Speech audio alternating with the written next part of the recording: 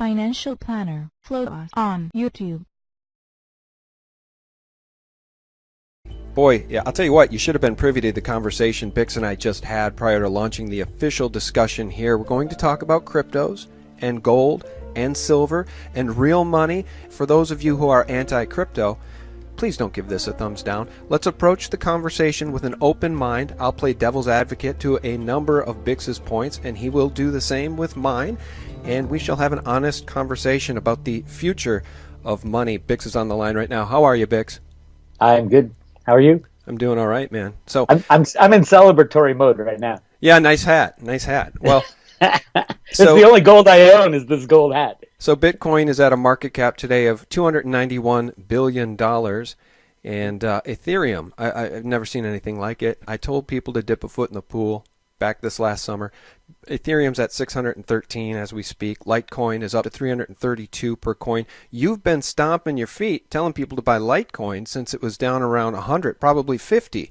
I'll tell you what, people are missing the train on this thing. And I did a video here. I did an interview about Hive blockchain. And let me just read you a couple of the comments people left, Bix. Malibu writes, "It's the beast system." Troy writes, "Hell no to cryptos. You're being played." Dan Payne writes, "Backdoors are in on all crypto blockchains." I'll tell you what, there is a cognitive dissonance preventing many people in the gold and silver camp from even dipping a foot in the pool, Bix. And meanwhile, the freight train is running down the tracks. Yeah, definitely. It took me a while to get intellectual understanding of what the cryptos are. And in the beginning, I keep kicking, everybody kicks themselves for not getting in earlier. I heard about it when it was like $10. But it wasn't ready.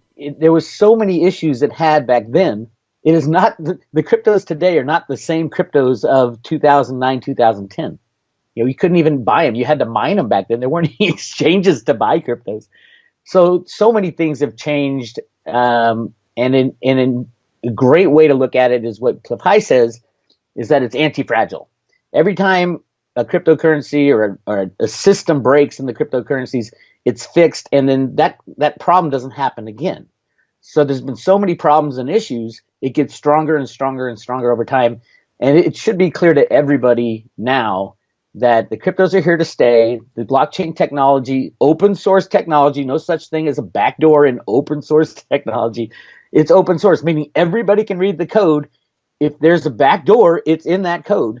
So, I mean, there's nothing really anybody can argue anymore. And I would just ask all my gold and silver buddies who have not invested in any of the cryptos, I would say, hey, like Sean says, just dip a toe. Dip a toe, buy your first Litecoin. Litecoin's, I believe, the number one most undervalued of all the cryptos right now because I see it as a means of exchange. And Bitcoin kind of screwed the pooch on that. They locked it up. It's too expensive. It's too slow. Charlie Lee of Litecoin, all he's doing is making it faster and cheaper. And he's also adding all kinds of features. You're going to be able to do smart contracts on Litecoin, on the Litecoin blockchain. So exciting. So yeah, Litecoin at $300 is massively undervalued. I'd say Litecoin at $1,000 is massively undervalued, even for today. So yeah, it's exciting. Yeah, it's an exciting time, but there's so much divisiveness in our former space here, the gold and silver space. I'm going to cite some of those examples in a second. I'm also going to play a clip from Katherine Austin Fitz, who believes Bitcoins and cryptos are a government op or a deep state operation. So just want to get your opinion on that. But I agree with you about Litecoin. It's faster, and at least up to this point, when the price was cheaper, it was probably a better means of transacting. Bitcoin appears to be a form of wealth preservation, or at least speculation that allows you to grow your wealth more than it is a means for exchange at this point, right, Bix? That's exactly what the core developers wanted. That was the whole fight. And the interesting thing to me is that was when I opened my eyes to the other altcoins and the tokens that are being built around businesses. And it really did wake me up to Bitcoin might have been the first, might have been the invention, but there's plenty of better places to put your money than in Bitcoin, in the crypto sphere. And there's no doubt in my mind that the whole world will be going crypto within the next 2 or 3 years. So, why not get in before your neighbor does? And obviously it's paid off for the people who follow the road to Ruta stuff. And there's just nothing really that can get in the way anymore. Humanity has taken charge of their own destiny. And we're removing the monetary system, that thing that we hate. Gold and silver bugs hate the government, hate the crypto or the unbacked fiat system, hate the Federal Reserve, but they don't have a solution. And the crypto people came out with, hey, I have a new solution here. It's trustworthy. It's limited supply. All these different things that make good money, and you can build an economy around it, and you can build businesses using the blockchain. So yeah, the cryptos are a solution, whereas gold and silver was a preservation of your wealth. I think that people who just entirely dismiss this crypto story as being the beast system are painting with far too wide a brush, Bix. And one of the points I want to make is that whether or not we can agree, any of us, on what the source is of Bitcoin, some, like Dave Kranzler, believe the NSA was behind it. I think you believe Satoshi was actually Alan Greenspan. We can have that conversation. But regardless of whoever was behind Bitcoin, if it's a conspiracy or not, the fact is that this crypto space has spawned, because of a free market action in play here, some very good companies with very good ideas. And I'll cite just a couple. We have Dan Larimer, the brains behind Steam, now working on the EOS project. Now, when I started talking about EOS, it was around $1. It's now around $5.50. And Dan is potentially creating an Ethereum killer, or so we're led to believe.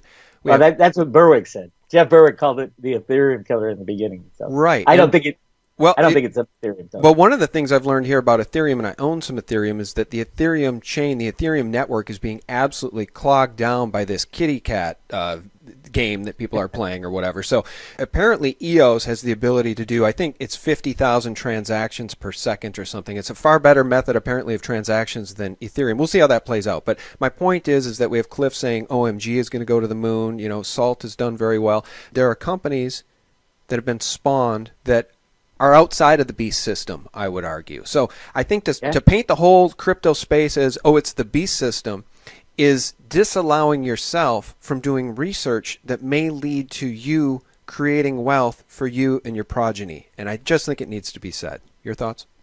Well, you know that I've gone for a long time saying there's good guys and bad guys out there.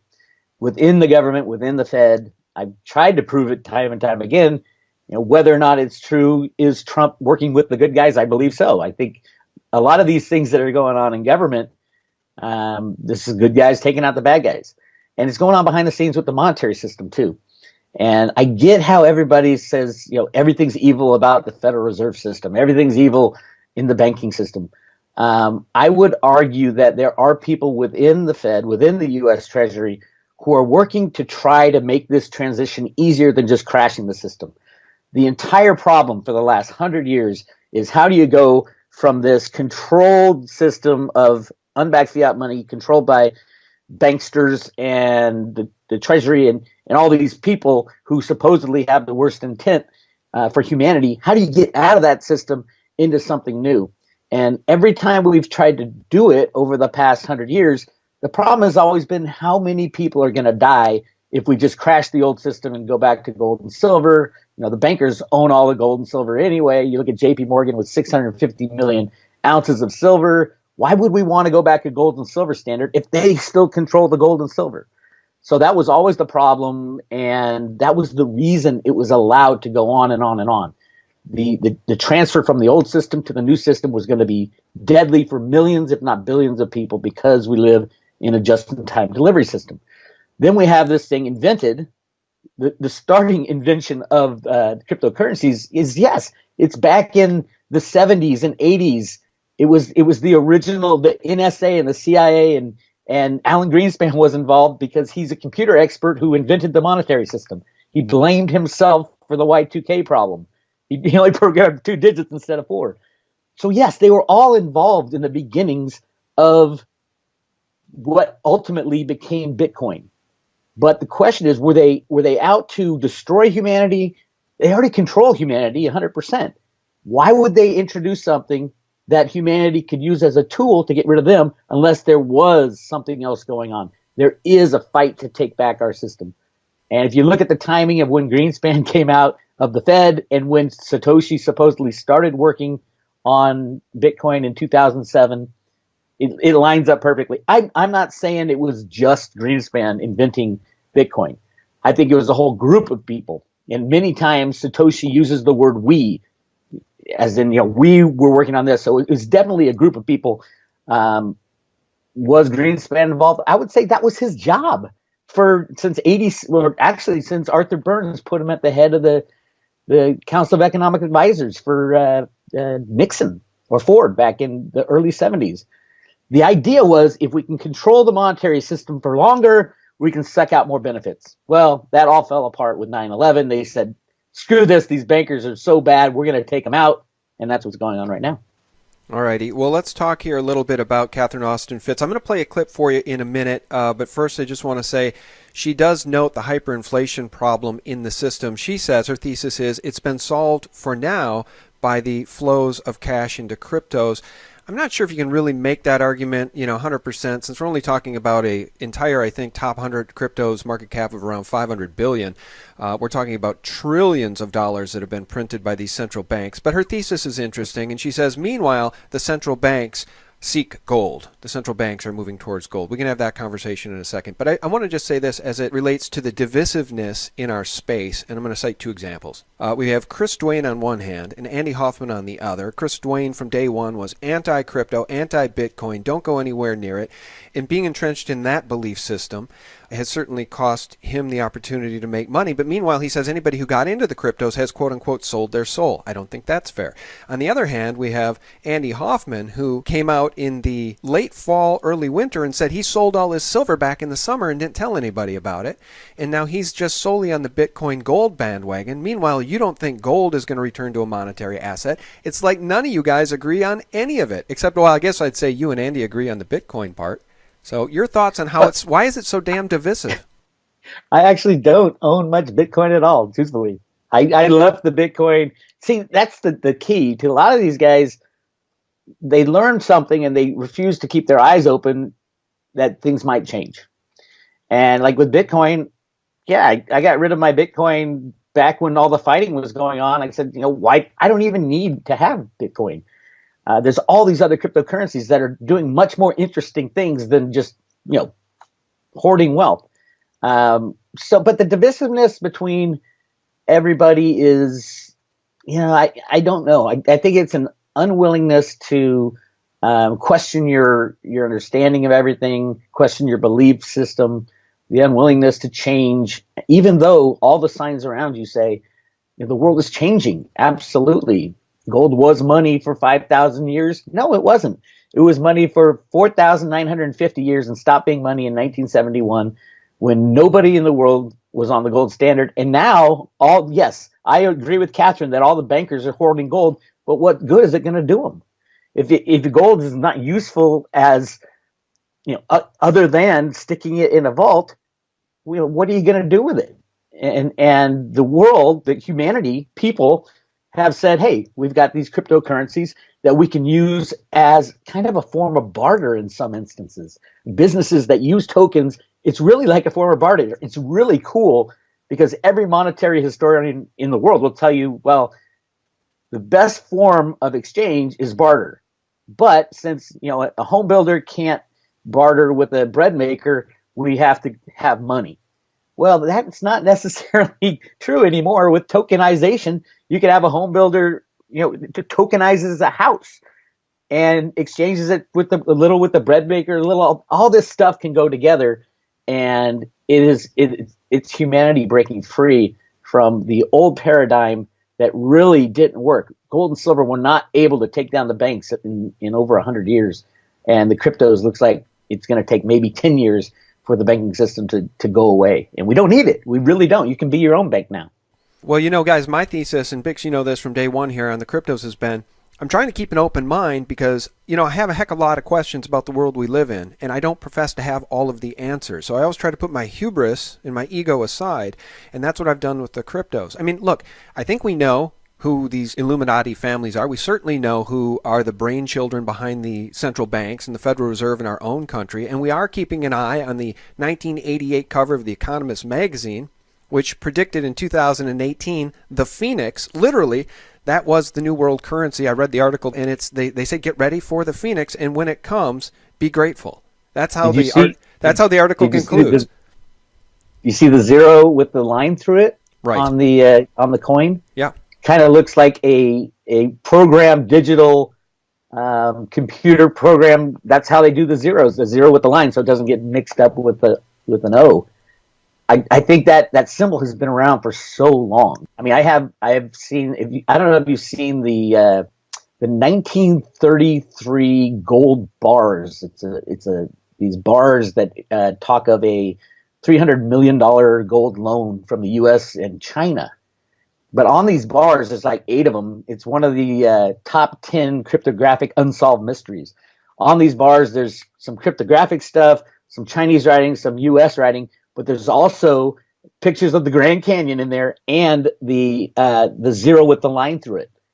And this symbol has been around for a very long time. And whether it has to do with the new electronic monetary system potentially that is going to save humanity, not enslave humanity, I don't know, but it's just the coincidence is unbelievable that you have something like that 1988 magazine, and then here we are approaching 2018 with the old banking system ready to collapse any moment with a derivative meltdown and a new system being born right next to it that is basically humanity is in charge of its own future. So I'm excited about it. Well, we shall see. And I know that many of the listeners are worried that the whole 1988 Economist cover prediction suggested that what we're going through now is exactly what they wanted. So I'll play this clip from Katherine Austin Fitz here in just 1 second, because I think she may agree with that thesis. So in the interest of just putting all the cards on the table, guys, again, I don't have all the answers. I just know that if you closed your mind to the crypto story back this past summer or before when I advised everybody to dip a foot in the pool, and believe me, I was late. I was late to finally come around to that idea. You're early. You're right. And Cliff has said in an interview, even with me, anybody who is getting in now is even an early adopter. Because again, most of our friends, neighbors, and colleagues don't know maybe they've heard of Bitcoin, but they haven't heard of any of the others. Right. So that needs to be said. I also want to say that if anybody really wants to get some good, fair-minded information on this space, I'm going to name just a few channels that I like. My buddy Nick over at Truth Blitz Media does a nice job. And by the way, if you want to get into any altcoins and you don't know how to do it, he will coach you up or help you do it. He's a great guy. Crypto Blood has a great channel, very balanced. I like his commentary. Ivan on Tech. There's so many people doing great commentary on individual cryptocurrencies and the overall crypto story. Bix, do you have any favorite channels that you like to tune into for crypto news? I like Crypto with a Zero. I think his name's Omar. Awesome. Understands the cryptos like you wouldn't believe. For comedy, I turn in JSNIP 4. He cracks me up daily. Anything Cliff High says, writes, or does, or has a comment on is brilliant. Absolutely brilliant. And I mean, he's the guy who really got me to think differently about the cryptocurrencies and the potential for humanity to really finally break away from these banksters. And it's all right there for us. So, yeah, but it is an education thing. You do need to educate yourself about how to use it, how to go about. It's getting easier and easier now, but it's still difficult for most people. But definitely go on YouTube and just search for any topic you want on any kind of cryptocurrency, why it works. There's so many. Oh, Andreas Antonopoulos.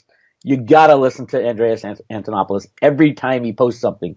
The guy is brilliant for the overall macro picture as well as the technical understanding of what is going on, why these cryptocurrencies work so well. So yeah, those are the guys I listen to. Well, I'd also add to that Trace Meyer.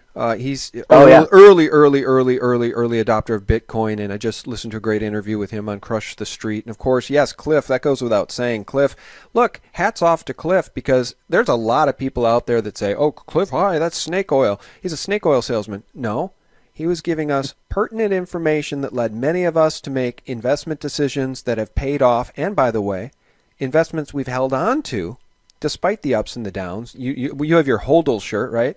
Hold on for dear life.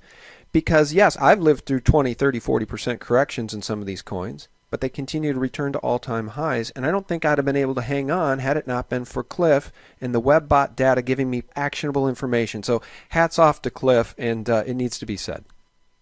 Right. You would have sold and got back. I sold and got back in the Mount Gox thing. I thought, oh, it's over. I sold everything I had, and then I had to get back in. I'm like, damn. And then I made that conscious choice. I'm not going to sell. If I believe in my understanding of what's happening, I continue to study this stuff, and I continue to learn about the new things, new companies being invented, then I will gain confidence that I can hold on pretty much forever. And it has absolutely paid off. And I'm grateful to Cliff for helping me understand that this is a new system being set up right next to the old system, and everything, all the value and money in the old system is going to flow into the blockchain system. So whether you believe it or not, it's happening as we speak. And it's the very early days, so you're not too late to get in. So yeah, I'd say just take time and go to YouTube, and there's so many great YouTube teaching channels and things you can learn. Just type in any question you have in the cryptos, because it's very technological savvy environment. And the people and the community is very willing to help you for free. So go check it out and learn this stuff, because it's not going away. It's just getting bigger and bigger and bigger. And it's not just the value of the coins. It's these companies and businesses that are creating new ways to do business without governments. And that's the amazing thing. Yeah. Well, and this isn't investment advice. This is just an honest conversation. I would say everybody listening, do your own due diligence. And when we say dip a foot in the pool, it doesn't mean take out a second mortgage. It literally means take some of your expendable income and maybe throw $100 at something on Coinbase. You have to be sensible about this at this point, guys, because I'll tell you what, I wouldn't want to see anybody get hurt by this space, Bix, but for anybody who's missed out on it and closed their mind, they've already been hurt because they didn't take the actionable advice when they could. When Litecoin was 21 bucks on Coinbase, now you can't buy one for less than 300. So that's the problem. People are starting to miss the train here. I think they're not going to miss the train. Train hasn't taken off from the station. We got decades of this. So it all depends on how fast the old system dies. That's going to be the real rush into the cryptos when the banks start trembling again like they did in 2008.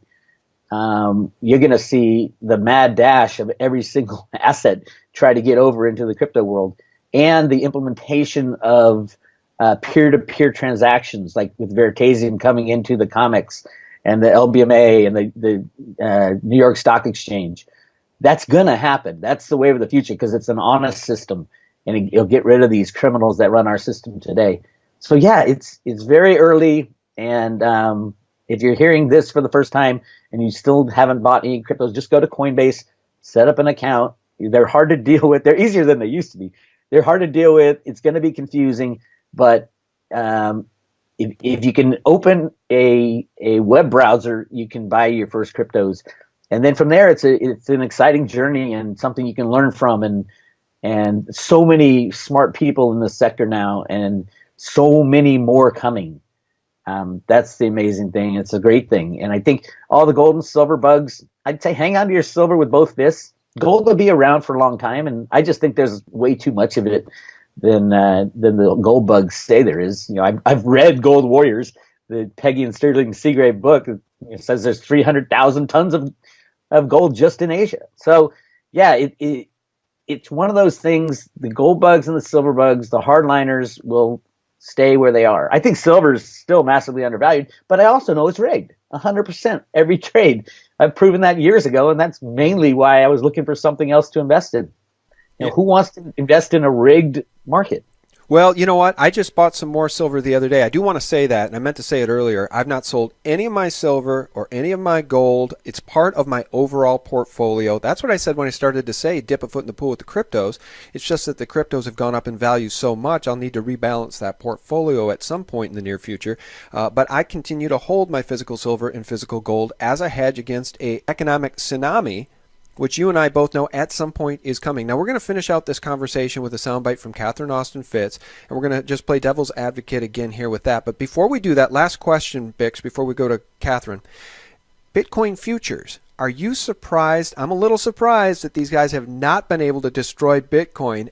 I know that's what they wanted to do. I was following closely the tweets coming from Citron Research, which went short GBTC right before, the week before the Bitcoin futures launched, and their whole thesis was they're going to bring it down. And they haven't been able to, and you know what?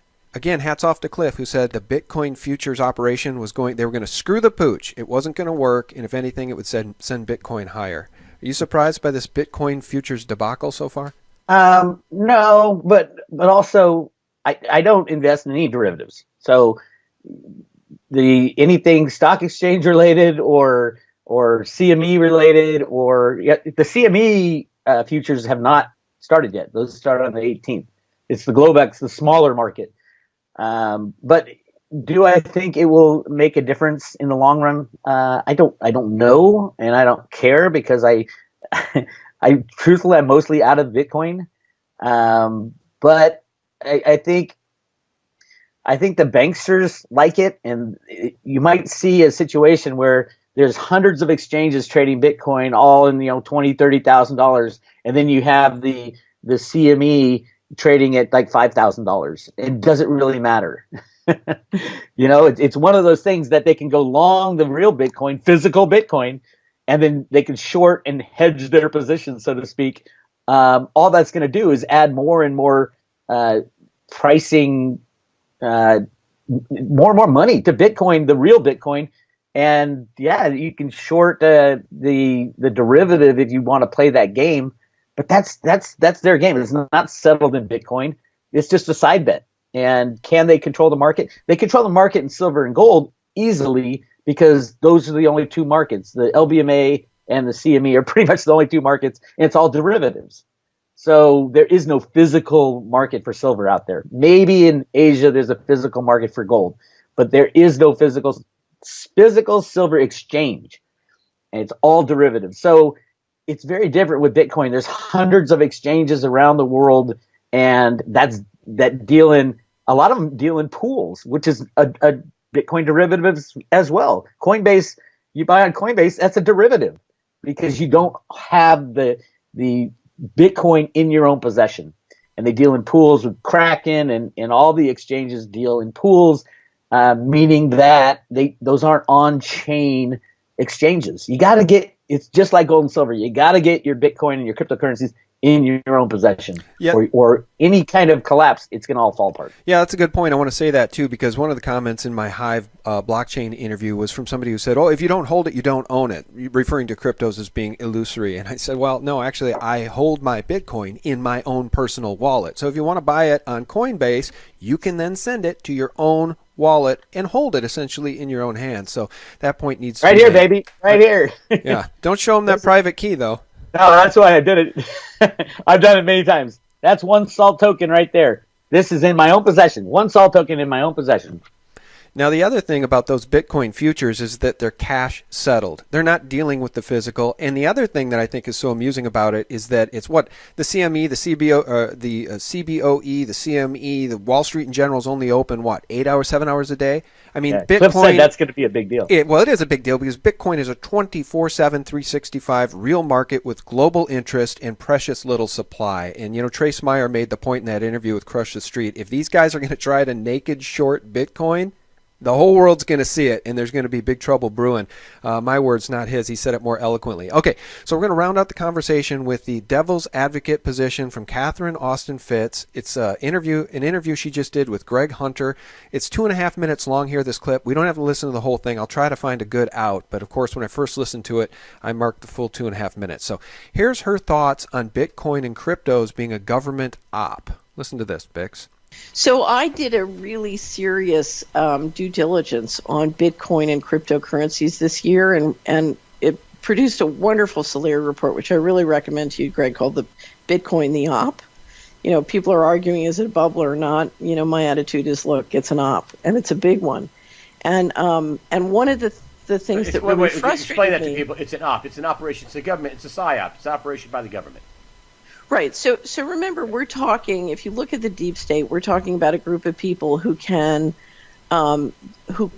basically manipulate the bond market, the stock market, the derivative markets, the currency markets, which are huge trillion-dollar markets. And they are doing it. And the cryptocurrency market is tiny, and ownership is very consolidated. It's very concentrated. So if there's any market in the world that's easy to manipulate, it's cryptocurrencies compared to what they're manipulating in size every day in fixed income. This is nothing. Here's the reality. If I'm Mr. Global, I want a digital currency, and I want to be able to do it economically on scale in a very big way. Now, that means a lot of technology has to get worked out, and the train tracks and payment systems have to get worked out. It's very complicated. It's very hard. It is much cheaper to run the price of cryptocurrencies and Bitcoin up and get every software developer in the world figuring out how to do that, as opposed to hiring them all and paying them to do it. Oh, there you go. Well, either that was a quick 2.5 minutes or I timed it wrong. Maybe it was only 90 seconds, but that was eloquently said. And I guess just to back her up before I turn it over to you, I know that PayPal co-founder Peter Thiel, or Thiel, however you say his name, is an early investor, seed money investor for a whole lot of the cryptos out there, and it does make one wonder. He's certainly well connected. Your thoughts? Could this whole thing be a government op to fulfill the promise of that 1988 Economist cover? I think absolutely it is. I think absolutely, but that's the question: is it a government?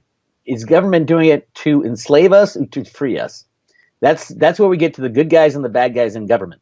Who is in charge now? Is it the good guys or the bad guys? I contend it is the good guys now, and I believe that Bitcoin is the good guys' solution to a problem that could not be fixed by itself, and that is the banksters took over the monetary system in 1913.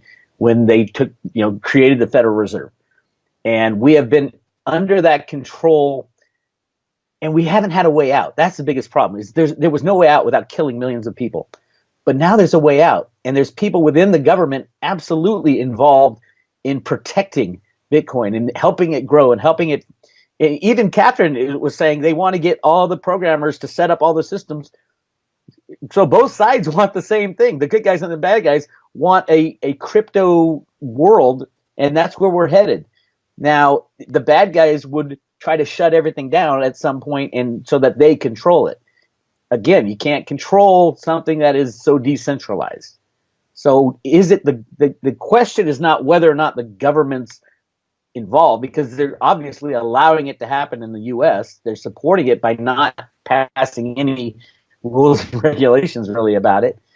But the question is, do they want this system to be good for humanity or bad for humanity? And I believe it is being controlled by the good guys. And I've proven there's good guys, in at least the people who follow my research, within the Federal Reserve. And remember, all the crypto stuff from the Fed is being done out of the Federal Reserve Bank of Boston, the same place that published the Road to Ruta comics. And it is their way out of a system that was really bad for the United States and bad for humanity. And this is going to be good for the world, not just the United States. So, yeah, I believe that, there are good guys in the deep state helping Bitcoin and protecting Bitcoin. That's the ultimate crux is, do you believe that they're doing it to cause evil or to assist us in getting out of the old system? Well, I told you guys this was going to be an honest and interesting conversation about all of this stuff because, Bix, I tell you what, I leave it only to you I play that Katherine Austin Fitz soundbite. She says it's a government op, and you say, yeah, but that's a good thing. We can't get to the core of what's really going on here, but we're certainly going to keep trying. We're going to keep covering this story, watching the cryptos, because, guys, whether you like them, hate them, think they're part of the beast system, or if you think they're going to free humanity, some of them, many of them, are here to stay. And I guess I'd say this, so is silver and gold in physical form. In my mind, if you want to buy physical silver or gold and have it delivered to you, I'd say click on the banner at the top of SGT Report and visit our good friends at SD Bullion. They do a great job. Really love those guys. I've talked to them before. I know them personally, so you can trust them. SDBullion.com. And if you want to get the inside skinny on all the things Bix is thinking about, head over to roadtoruta.com. And what would they do? Become members? Subscribe? What do they do over there, Bix? There's a free email service that I send out information and videos and things like that. And then if you want to get more in depth, there's a subscriber service where it breaks down which cryptos are good, which are bad, things that I'm working on in the behind the scenes. And you get a free salt token and a free silver coin, Road to Ruta coin, for signing up. So yeah, check it out. Well, Bix, you know what? I love your hat. It is a celebratory time for those of us who are in the crypto space, and we'll see how long it lasts. I don't know. They're calling it the new tulip mania is all I see now in the propaganda media. It's like the Carpenters. We've only just begun. Absolutely, you've only just begun with the cryptos. When your taxi driver is saying, "Hey, I don't take U.S. dollars. I only take his taxi coins," then you know we're almost getting close to a bubble. But that isn't going to happen for another 5 years. So just you're early if you're getting into cryptos now.